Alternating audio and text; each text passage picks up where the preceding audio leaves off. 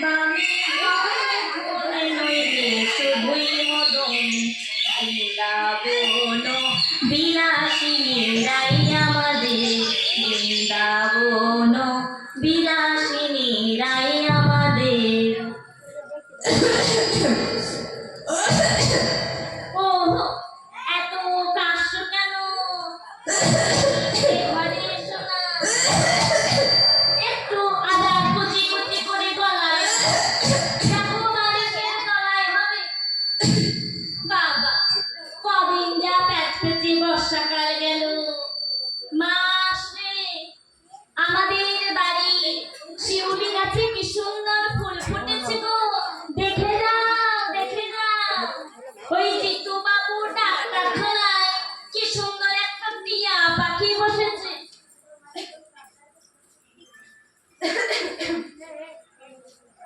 বলি সকালবেলায় যে কৃষ্ণ নাম করবো অমনি আমার কেষ্টে শুধু ঠেকর ঠেকর ঠেকর। জোর জোর, একটা ফেঞ্চি কাটবে না কিন্তু। ভেঙচি কাটবো না, বেল পাতা দিয়ে পুজো করবো। মরছি আমি তোমারকে, আর ওনার মদন মোহন হচ্ছে। সকালবেলা এই দমটার কাশিটা কিছুতেই গেল না। যাবে না গো যাবে না, এই আমি যতদিন বেঁচে আছি ততদিন যাবে না। শব্দ তোমার চালাকি আমার পিছনে লাগা। হ্যাঁ, ওনার সঙ্গে ইয়ার্কি মারতে কাশছি যেন আমি। তা নয় তো আবার কি, হাজারবার বলেছি একটু চেপে চুপে থাকো, না হয় ওই কলতলায় গিয়ে বসো। বলি একটা সময় আমায় একটু রেহাই দাও, তারপর তোমার সারাদিন পড়ে আছে প্রাণপণ বোমা ফাটিয়ে। এই একটা সময় একটু রেহাই দাও। কেন গো, কেন দেখতে পাও না চেপে চুপে থাকি না আমি? সকালবেলা আমার প্রাণ একেবারে বেরিয়ে যাবার মতো অবস্থা হয়। কেন গো, কেন দেখতে পাও না? কেন তোমার ওই সঙ্গীত চর্চা এই সকালবেলা বন্ধ রাখতে পারো না বুঝি? ভিগু মাস্টার এলেন আমার গো। যেমন হচ্ছে ঠেকুরের চেহারা তেমনি হচ্ছে কামড়ের কথা। বলি শোনো, দেশে কি বুড়ো মানুষের অভাব আছে? কে তোমার মতো খেকিয়ে খেকিয়ে একসার করে গো? ওই তো জিতু বাবু, সেও তো বুড়ো মানুষ, দেখে বোঝা যায়, দেখে এখনই ভক্তি শ্রদ্ধা হয়। তবে যাও, ওই জিতেনের গলা জড়িয়ে ধরে গান করো গে যাও। তাই যাবো। তবে যাও, এই খবরদার যেন ওই জিতেনের ডাক্তারখানা থেকে তাকিয়ে যেন গান গাইতে না শুনি। ও বাবা, আমার জানালা দিয়ে টিয়া পাখি দেখা হচ্ছে। ও মা,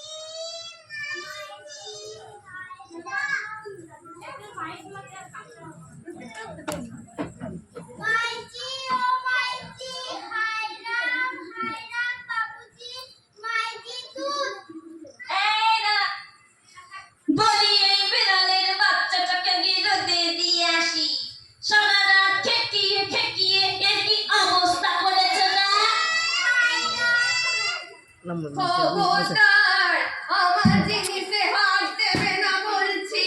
যাও তোমার ওই বাবার বাড়ির জিনিস নিয়ে এসে রোদে দাও গে, যাও। তুমি সাত সকালে আমার কথা তুললে। শোনো, যে যেমন মানুষ তাকে তুলে তো আমি কিছু অন্যায় করিনি, বুঝেছো? বলি আমার বাবা তোমার হওয়া ভাতে কাঠি করেছে। কাঠি দেবেন কেন? কাঠি দেবেন কেন? লাঠি ঘোড়া দিয়েছে। জালিয়াত, দেশ বিখ্যাত জালিয়াত। জানিস, মেয়েকে দেখতে আসে, দেখতে এসে পিতল বাটি, দুধের বাটি দিয়ে গেলেন। টাকা টাকা ক্যাশ দেখিয়ে যেতেন। আর একটা বাবার লাঠি, সেটা আমার বাবার নাকে বাবা এমনি করে ঘোরাতেন, জানিস? বলি গিয়েছিলে কেন ওই বড় লোকের সুন্দরী মায়াকে ঘরে আনতে? শোনো, গিয়েছিলাম বলে আজ উদ্ধার হয়েছো। আরে মস্তান বাপের পাল্লায় পড়ে সুন্দরী আর গল্লাই যেত। কুপথে ঘুরতে, বুঝেছো? আমি কুপথে যেতাম, তুমি সাত পাকে আমায় উদ্ধার করেছো। বলি কত বড় রাজপুত্রের হাতে বাবা আমার তুলে দিয়েছিল গো। ছাড়ো ছাড়ো, তুমি কত বড় বাহাদুর ছিলেন সেটা ভালো করে মনে আছে। কি দিয়েছিলেন গো বিয়েতে? একটা সাইকেল। ওটা সাইকেল না ঢেকি। কিচ্ছু দেয়নি, শুধু সাইকেল, একটা চেন, ঘড়ি, 1,00,000 টাকা, 23টা পোনা বিষয়। আর সাইকেলটা, ওটা সাইকেল একটুখানি চলতে গেলে খচাম করে খামচে কাটে। একটুখানি চলার পর এরকম এরকম করে ঢেকি মারা সাইকেল। এই, এইখানে শোনো। বলি সাইকেলের যদি এতই খেলছি, তাহলে শ্বশুরের কাছে সাইকেল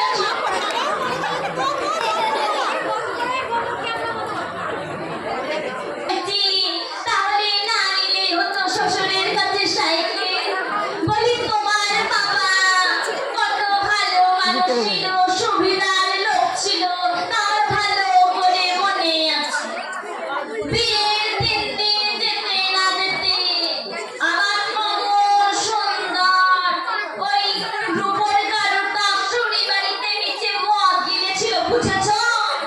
বলি, বাইরের লোকের সঙ্গে এসব কি হচ্ছে? এই তুই যা তো যা যা তুই যা তুই যা তুই যা। এই না, বলি শোন, সবাইকে গিয়ে বলবি আমার শ্বশুর আমার রূপর গারু বেচে মদ গিলেছিল, বুঝেছিস? সে তো তোমার ওপর রাগ করে। শোন, যে ফ্যামিলিতে মদ গেলা অভ্যাস, সেই ফ্যামিলিতে দুধ খাবে কোন দুঃখে রে? শোন, সবাইকে গিয়ে বলবি আমার শ্বশুর আমার রূপর গরু বেচে মদ গিলেছিল, বুঝেছিস? সে তো তোমার ওপর রাগ করেছিল। তাই বুঝি? হ্যাঁ, তুমি তো একটা অপয়া। বিয়ের 3 দিন পর আমার ওকালতি ফেলে খবর এলো। তাই বাবা একটু রাগ করে খেয়ে নিলেন আর কি। তাই বুঝি? বিয়ের 3 দিন হতে না হতে তোমার ওকালতি ফেলে খবর এলো। বলি বিয়ের আগে তুমি মুলেও ফেল করনি, ওই ইন্টারেস্টের টাকা খাওনি, দ্বিতীয়বার টোকাটুকি করনি। বলি, টোকাটুকির সময় তুমি সেটা ছিলে নাকি? আমি ছিলাম না, কিন্তু বাবু তো ছিল। তবে রে, আজ আমি বড় ভোগাকে চিঠি দিচ্ছি। লেখো লেখো, আমিও ছোট খোকাকে চিঠি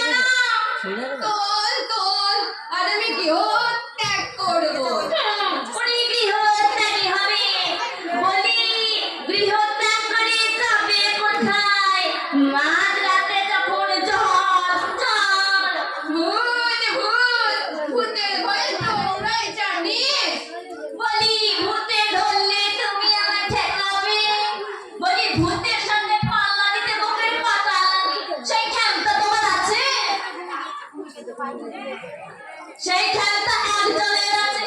কার? কেন, কিন্তু